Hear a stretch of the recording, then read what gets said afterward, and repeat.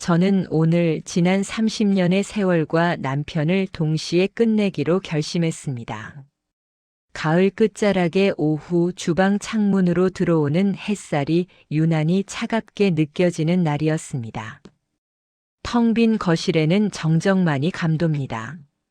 식탁 위에는 법원 서류 봉투가 놓여 있고 그 위에 제 이름 석자가 낯설게 인쇄되어 있습니다.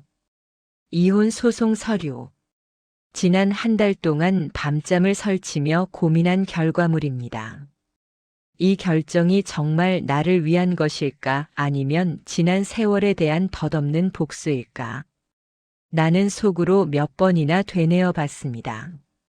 지금 내 나이 60, 남은 삶이 얼마나 될지 알 수 없는데 이 나이에 홀로 된다는 것은 두려움 그 자체였습니다. 하지만 그 두려움보다 더 큰 것은 배신감이라는 거대한 벽이었습니다. 남편은 작년 이맘때 심장혈관 질환 판정을 받았습니다. 의사의 경고는 단호했습니다. 생활 습관을 바꾸지 않으면 위험합니다. 그 후로 남편은 완전히 달라졌습니다. 밤늦게까지 이어지던 회식은 칼같이 끊었고 퇴근 후에는 무조건 헬스장에 가서 2시간씩 땀을 흘렸습니다. 저는 밤마다 건강해진 남편의 얼굴을 보며 병이 오히려 우리 부부에게 준 축복이라 생각했습니다. 30년간 무심했던 남편이 처음으로 내 곁에서 오래도록 살기 위해 노력하는 것처럼 보였으니까요. 나는 매일 저녁 남편의 식단을 짰고 닭가슴살과 채소 위주의 식사를 정성껏 준비했습니다. 내 젊음과 건강을 돌보지 않고 오직 아이들과 남편만 바라보며 살아온 나에게 남편의 건강은 이제 내 삶의 유일한 보상이자 안정이었습니다. 남편의 헬스장 가방을 챙겨줄 때마다 느껴지는 묵직한 무게, 땀에 젖은 운동복을 빨래할 때 나는 씁쓸한 땀 냄새까지도 사랑으로 받아들였습니다. 곁에 있다는 증거였으니까요. 그러던 어느 날 모든 것이 산산이 부서지는 전화 한 통을 받았습니다. 친구가 건넨 말은 너무나도 태연했지만 내 심장에는 폭탄처럼 떨어졌습니다. 어제 저녁에 네 남편 봤는데 운동 가방은 안 들고 있더라. 근데 옆에 어떤 여자가 있었어. 친구가 내게 이 말을 전할 때 나는 거실에서 막 남편의 헬스장 운동복을 접고 있었습니다. 나는 웃으며 대답했습니다. 무슨 소리야? 우리 남편 요즘 얼마나 열심히 운동하는데. 잘못 봤겠지. 하지만 친구는 목소리를 낮추며 확신에 찬 어조로 말했습니다. 아니, 나 똑똑히 봤어. 남편이 그 여자 어깨에 손을 올리고 있었고 너무 친밀해 보이더라. 헬스장 근처가 아니라 우리 동네 새로 생긴 예쁜 카페 앞에서. 아닐 거야. 그럴 리가 없어. 내 남편은 심장이 아픈 사람이야. 건강을 되찾기 위해 얼마나 노력했는데. 이건 분명 오해일 거야. 그렇게 생각했지만 귓가에 맴도는 친구의 목소리는 사라지지 않았습니다. 그날 밤 남편이 샤워를 하는 동안 나는 처음으로 남편의 휴대폰을 몰래 열어보았습니다. 카톡이나 문자 메시지에는 아무것도 없었습니다. 남편은 치밀한 사람이었고 증거를 남기지 않았습니다. 나는 안도의 한숨을 쉬면서도 왠지 모를 싸늘한 기운을 느꼈습니다. 완벽하게 깨끗하다는 것이 오히려 의심스러웠습니다. 며칠 후 친구에게 연락했습니다. 미안한데 아무래도 네 말이 신경 쓰여. 오늘 저녁에 같이 남편 좀 미행해 줄 수 있겠어? 친구는 망설임 없이 그러겠다고 했습니다. 우리는 저녁 7시 남편이 집을 나서는 시간에 맞춰 아파트 근처에서 만났습니다. 남편은 평소처럼 검은색 트레이닝복 차림에 낡은 헬스장 가방을 메고 현관을 나섰습니다. 나를 보지 못하게 친구의 차 안에 웅크려 앉아 남편이 멀어지는 것을 지켜보았습니다. 남편의 차는 헬스장 쪽이 아닌 신도시 번화가 쪽으로 향했습니다. 우리는 남편의 차와 적당한 거리를 두고 따라갔습니다. 20분쯤 달렸을까 남편은 예쁘게 조명이 켜진 유럽풍의 카페 앞에 차를 세웠습니다. 그가 차에서 내리자마자 카페 입구에서 한 여자가 걸어왔습니다. 짙은 갈색 코트를 입고 목도리를 두른 나보다 한참 어려 보이는 여자였습니다. 헬스장 가방을 맨 남편의 모습은 마치 그 여자의 개인 트레이너 같기도 했습니다. 그래, 트레이너일 수도 있지. 요즘은 1:1 PT를 하니까. 애써 침착하려고 노력했습니다. 하지만 남편이 그 여자의 허리를 감싸 안고 카페 안으로 들어가는 순간 내 안의 모든 희망적인 가정이 와르르 무너졌습니다. 친구가 내 팔을 붙잡고 떨리는 목소리로 말했습니다. 미안하다, 정말 미안해. 그날 밤 나는 남편을 향한 30년의 믿음이 깨지는 소리를 들었습니다. 마치 유리 조각이 부서지는 것처럼 날카롭고 잔인한 소리였습니다. 우리는 어둠 속에 숨어 그들을 지켜보았습니다. 두 사람은 40분쯤 카페에 앉아 이야기를 나누다가 나왔습니다. 그리고는 근처 고급 이탈리안 레스토랑으로 들어갔습니다. 우리는 레스토랑 건너편 주차장 구석에 차를 세우고 망원 렌즈 카메라로 그들의 모습을 포착하려고 애썼습니다. 카메라 뷰파인더를 통해 본 남편의 얼굴은 내가 알던 남편이 아니었습니다. 그는 그 여자에게 끊임없이 미소를 지었고 고개를 숙여 여자의 말에 귀 기울였습니다. 마치 첫 데이트를 하는 수줍은 소년 같았습니다. 저 미소를 나에게 보여준 게 언제였더라? 10년 전? 아니, 20년 전? 그가 나에게 한결같이 무심하고 권위적이었던 모습이 전부 가식이었다는 사실에 분노보다는 깊은 허탈감이 밀려왔습니다. 밤 10시가 넘어서 그들은 레스토랑을 나왔습니다. 남편은 헬스장 가방을 트렁크에 넣고 그녀의 차에 함께 올라탔습니다. 친구는 시동을 걸며 나를 돌아보았습니다.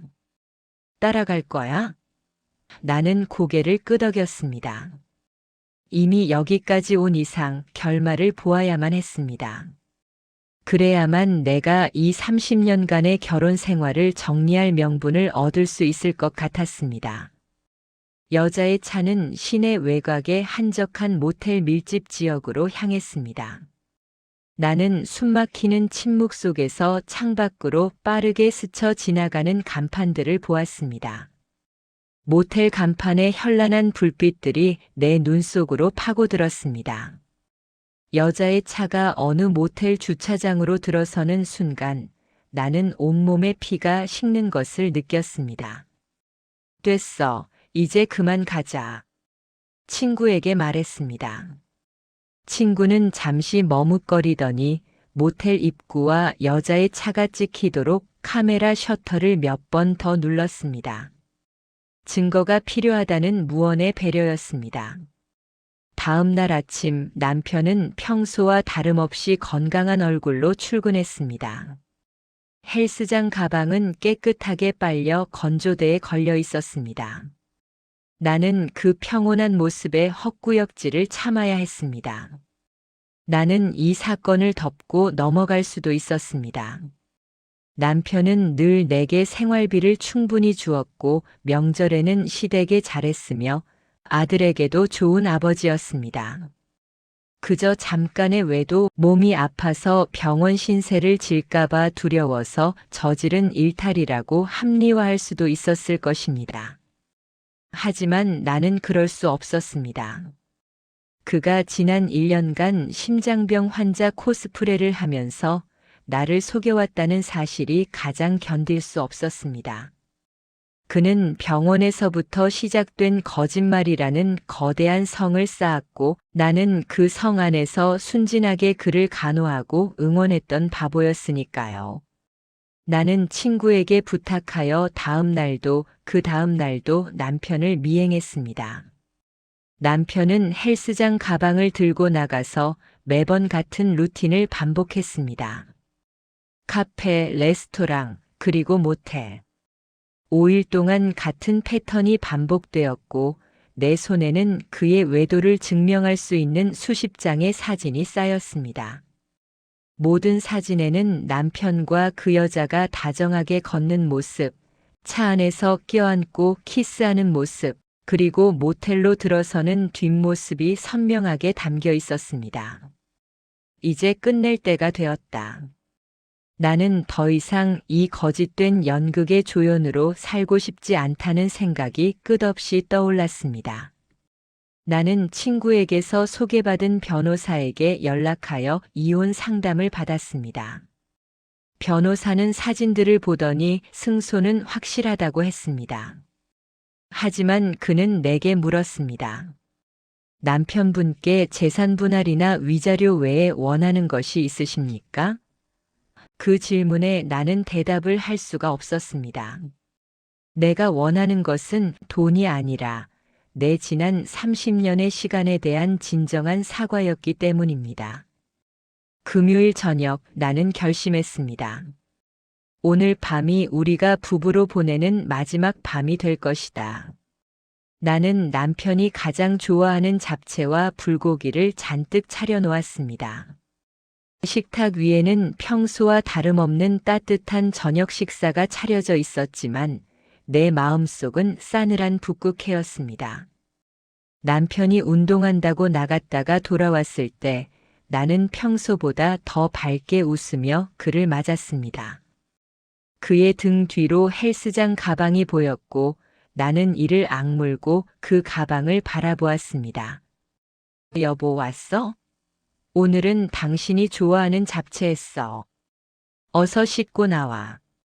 남편은 운동으로 붉어진 얼굴로 나를 바라보며 평소처럼 무심히 고개를 끄덕였습니다. 샤워를 마치고 나온 남편은 식탁에 앉았습니다. 나는 남편에게 밥을 떠주며 말했습니다. 요즘 운동 열심히 하더니 정말 많이 건강해진 것 같네. 보기 좋다. 남편은 밥을 한술 뜨며 미소를 지었습니다. 병원에서 준 약보다 운동이 최고지. 당신이 잘 챙겨줘서 그래. 이 말에 나는 온몸에 털이 곤두서는 것을 느꼈습니다. 그가 나를 속이면서 얼마나 태어날 수 있는지에 대한 놀라움과 역겨움이었습니다. 저 얼굴에 어떻게 저런 거짓말을 담아낼 수 있을까? 그는 정말 타고난 배우일지도 모릅니다. 식사를 마치고 거실로 자리를 옮겼습니다. 남편은 소파에 기대어 리모컨을 들었고 나는 그 옆에 앉았습니다. 나는 더 이상 망설일 수 없었습니다. 심장이 쿵쾅거렸지만 30년간 억눌렸던 내 자존심이 이제 폭발하려 했습니다. 여보. 남편은 TV에서 눈을 떼지 않고 응? 하고 대답했습니다. 나는 숨을 크게 들이마셨습니다. 당신 말이야. 지난주 월요일부터 금요일까지 매일 저녁 어디에 있었어? 남편의 손이 리모컨 위에서 잠시 멈칫했습니다. 아주 미세한 떨림이었지만 나는 그것을 놓치지 않았습니다. 그는 곧 평온한 목소리로 대답했습니다. 무슨 소리야? 당연히 헬스장에 있었지. 며칠 전에는 늦게까지 PT 받느라 조금 늦었고. 헬스장이라. 나는 자리에서 일어나 미리 준비해둔 서류 봉투를 가져왔습니다. 그럼 이건 뭐지? 그 서류 봉투를 남편의 무릎 위에 던지듯 내려놓았습니다. 봉투 안에는 지난 5일간의 증거 사진이 가득했습니다. 사진이 소파 위로 쏟아져 내렸습니다. 남편은 굳은 얼굴로 사진들을 내려다보았습니다. 카페에서의 미소, 레스토랑에서의 다정한 눈빛, 그리고 모텔 간판 아래에서 함께 걸어 들어가는 모습들. 남편의 얼굴에서 핏기가 싹 가시는 것을 나는 똑똑히 보았습니다. 그가 30년간 쌓아온 견고한 가면이 무너지는 순간이었습니다. 길고 긴 침묵이 흘렀습니다. 시계 초침 소리만이 거실을 가득 메웠습니다. 남편은 사진들을 하나하나 주었고 주름진 손이 미세하게 떨리고 있었습니다. 그는 고개를 들지 않았습니다. 변명할 생각은 없어. 남편이 낮게 읊조렸습니다. 당신 말이 맞아. 나 다른 여자를 만났어. 헬스장 가는 길에 우연히 만나게 됐고. 잠깐, 그래, 잠깐이었다고 말하고 싶지만 사실은 당신이 생각하는 그대로야. 잠깐이라니. 1년 가까이 내 눈을 바라보며 심장병 때문에 운동한다고 거짓말을 하면서 말이지. 나는 울지 않기로 다짐했지만 목구멍이 찢어지는 듯한 고통이 느껴졌습니다. 당신 심장병 때문에 내가 얼마나 노심초사했는지 알아? 매일 건강식 준비하고 혹시라도 당신이 쓰러질까봐 잠 못 이루던 내 마음은 당신에게 아무것도 아니었어. 이렇게 말하는 목소리는 떨렸지만 눈물을 보이지는 않았습니다. 건강 챙긴다는 핑계로 나를 속였다는 게 제일 용서가 안 돼. 남편은 여전히 고개를 들지 못했습니다. 미안해. 정말 미안해. 당신이 화내는 건 당연해. 나도 당신에게 용서받을 자격 없다는 거 알아. 용서? 나에게 용서를 구하는 거야? 나는 준비해둔 이혼 소송 서류를 꺼내 테이블 위에 놓았습니다. 나는 당신에게 이혼을 요구하는 거야. 당장 이 관계를 끝내고 싶어. 내 말을 들은 남편은 그제야 고개를 들었습니다. 그의 눈빛은 회한과 공포 그리고 무언가를 간절히 바라는 간절함으로 가득 차 있었습니다. 남편은 잠시 서류를 노려보더니 이내 깊은 한숨을 내쉬었습니다. 그는 소파 깊숙이 몸을 묻으며 쭈글쭈글해진 사진들을 만지작거렸습니다. 이혼이라니 안 돼. 당신 이럴 수는 없어. 그의 목소리는 애원하는 듯 했습니다. 나 당신에게 재산 다 줄게. 위자료도 내가 가진 것 전부 줄게. 하지만 이혼만은 지금은 안 돼. 나는 남편의 간절함에 조금도 흔들리지 않았습니다. 돈이 문제가 아니라는 거 나도 알아. 나도 당신과의 결혼 생활에 더 이상 의미를 찾을 수가 없어. 하지만 아들 생각은 해야 하는 거 아냐? 남편의 말이 내 심장을 찔렀습니다. 우리 아들 지금 결혼 준비하고 있잖아. 몇 달 후에 상견례도 하기로 했고. 아, 이 사람 결국은 아들 이야기로 나를 막으려는가 싶었어요. 우리는 아들이 하나 있었고 그는 30대 초반으로 결혼을 앞두고 있었습니다. 남편은 그 아들의 결혼을 핑계 삼아 이 상황을 모면하려 하고 있었습니다. 아들이 결혼을 하든 안 하든 그건 우리 둘의 문제와는 상관없어. 내가 단호하게 말했습니다. 상관이 없기는. 아들 상견례 자리에서 부모가 이혼했다는 소리 나오면 어떻게 되겠어? 아들한테 평생 짐이 될 거야. 결혼은 시작이 중요하잖아. 게다가 신부 쪽에서 우리 집안을 어떻게 보겠어? 남편의 목소리에는 간절함뿐 아니라 사회적 체면을 잃을지도 모른다는 노골적인 두려움이 섞여 있었습니다. 나는 그가 하는 모든 말이 이기적이라는 것을 알았습니다.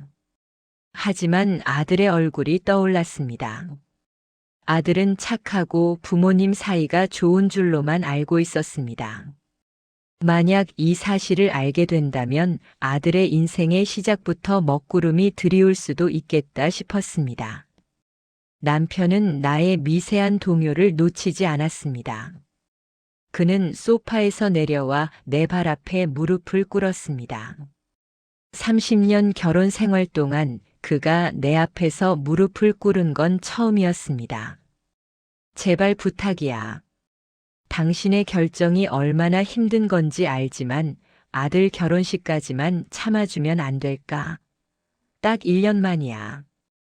1년만 버텨줘. 남편의 눈은 이미 눈물로 번져 있었습니다. 아들이 평생 행복하게 살 수 있도록 딱 그때까지만 이혼 소식은 비밀로 하자. 그리고 그 여자와는 당장 정리할게.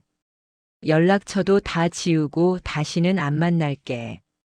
하지만 나는 저 눈물에 진심이 담겨 있을지 의심할 수밖에 없었습니다. 아니, 저건 내 아들을 볼모로 잡고 자신의 체면을 지키려는 비열함일 뿐이었습니다. 하지만 동시에 내 아내 어머니라는 이름의 약한 존재가 고개를 들었습니다. 아들의 결혼을 망칠 수는 없다는 강박이었습니다. 당신은 나에게 지난 1년 동안 거짓말을 했어. 나는 당신의 말을 더 이상 믿을 수 없어. 나는 매몰차게 말했습니다. 좋아. 그럼 조건을 걸어. 내가 당신이 원하는 모든 조건을 들어줄게. 재산 분할, 위자료, 당신이 원하는 대로 지금 계약서를 쓰자. 다만 이혼 서류에 도장을 찍는 것만 아들 결혼식이 끝난 후로 미루자. 남편은 거의 울부짖는 것 같았습니다. 나는 눈을 감고 깊은 생각에 잠겼습니다. 만약 지금 당장 이혼한다면 나는 복수를 할 수 있습니다. 하지만 아들은 결혼 생활의 가장 행복한 순간에 부모의 이혼 소식을 들어야 할 것입니다. 남편은 뻔뻔했지만 아들에게 상처를 주고 싶지 않았습니다. 나에게 남은 마지막 자존심이었습니다. 좋아. 당신의 제안을 받아들이지. 나는 굳은 목소리로 말했습니다. 나는 남편의 제안을 받아들였지만 대신 나의 조건을 제시했습니다. 아들이 결혼할 때까지 우리는 법적인 부부 관계를 유지하되 완전히 남남처럼 살기로 했습니다. 첫째, 당장 오늘부터 별거를 해. 나는 이 집에서 살 테니 당신은 당장 나가. 회사 근처 오피스텔이든 어디든 당신이 알아서 해. 내가 말했습니다. 남편은 잠시 망설이는 듯 했지만 이내 고개를 끄덕였습니다. 알겠어. 나갈게. 둘째, 재산 분할과 위자료 계약서를 지금 당장 작성해. 당신이 외도를 인정했으니 모든 재산은 나에게 전부 양도한다는 내용을 공증 서류로 만들어. 나는 최대한 침착하게 말했습니다. 알겠어. 변호사에게 연락해서 다음 주에 바로 공증 받도록 할게. 남편은 이미 모든 것을 포기한 듯 했습니다. 셋째, 아들에게는 철저하게 비밀을 유지해. 아들이 눈치채지 못하도록 주말에는 이 집에 와서 부부인 척 연기를 해. 완벽하게. 아들은 일이 많아지면서 회사 근처 원룸에서 지내고 있는데 주말에 한 번씩 집에 왔습니다. 나는 이 조건이 나를 가장 비참하게 만들 것이라는 것을 알았지만 아들을 위해 감수해야 했습니다. 남편은 희미하게 미소 지었습니다. 고마워, 당신. 당신이 결국 아들을 생각해줬구나. 나는 당신을 생각한 게 아니야. 오직 내 아들의 행복을 생각했을 뿐이니 고마워할 건 하나도 없어.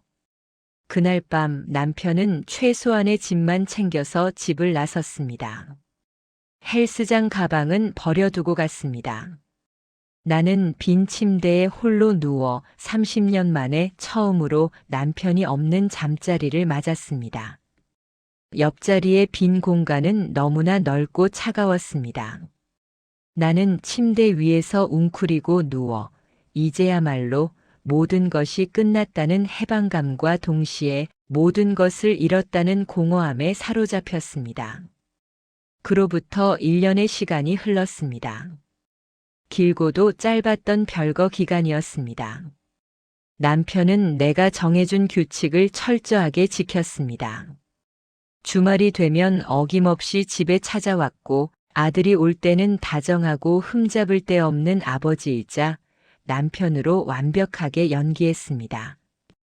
우리는 한 지붕 아래 있었지만 철저하게 남이었습니다.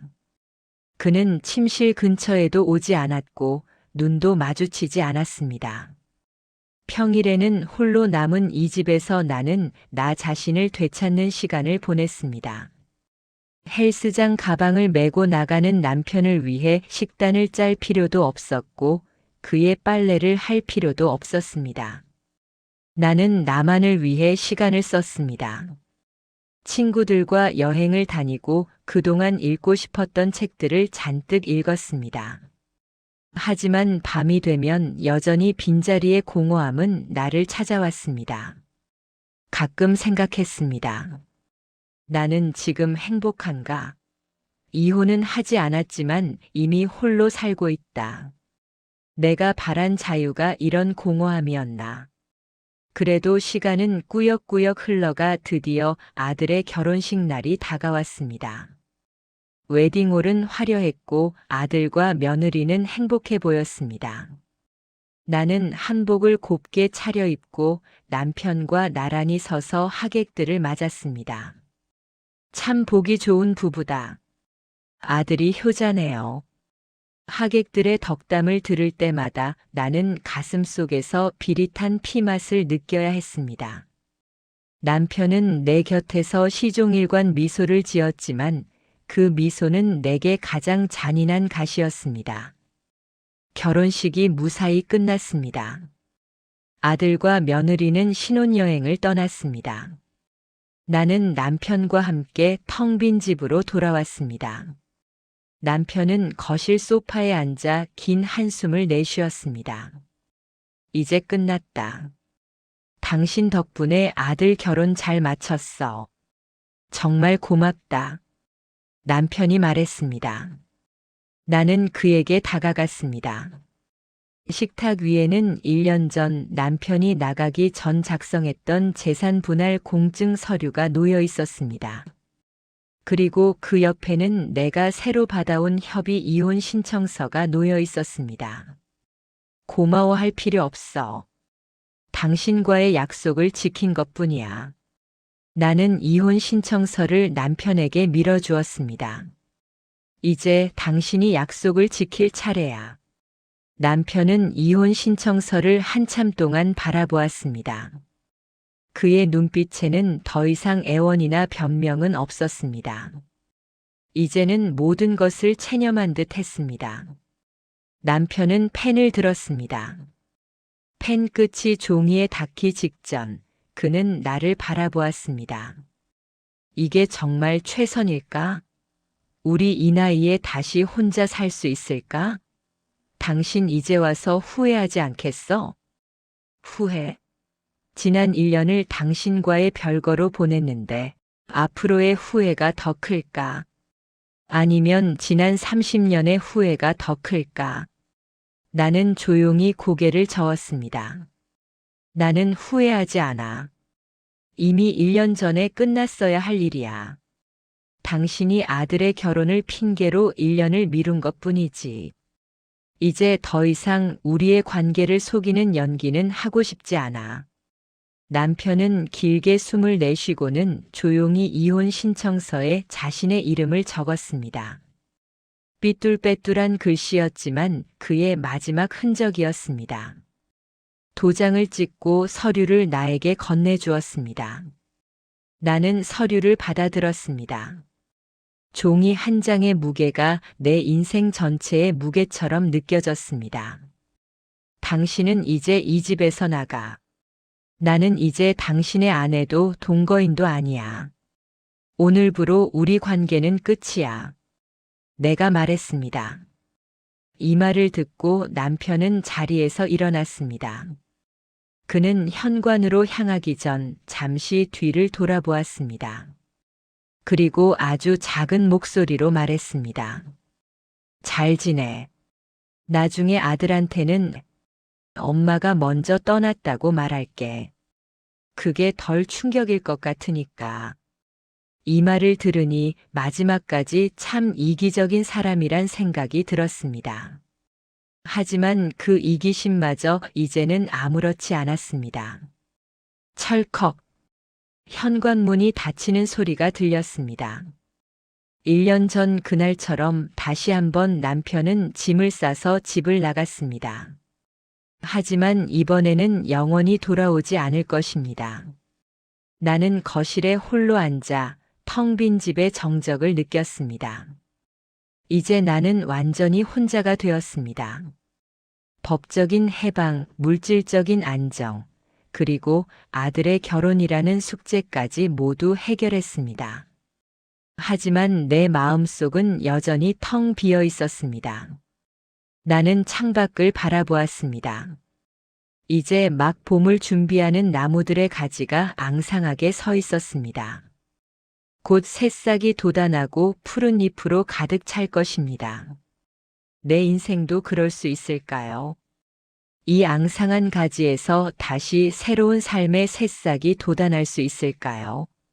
나는 조용히 내 이름을 불러보았습니다. 나. 이제야말로 진정한 나의 삶을 시작해야 할 때가 온 것 같습니다. 비록 늦었지만 이제부터라도 나를 위해 살아갈 것입니다. 혹시라도 저에게 힘이 될 만한 말 한마디 남겨주실 수 있을까요? 그렇게만 해주신다면 정말 용기가 날 것 같습니다. 좋은 말씀, 댓글에 남겨주세요. 마음속에 새기며 읽겠습니다.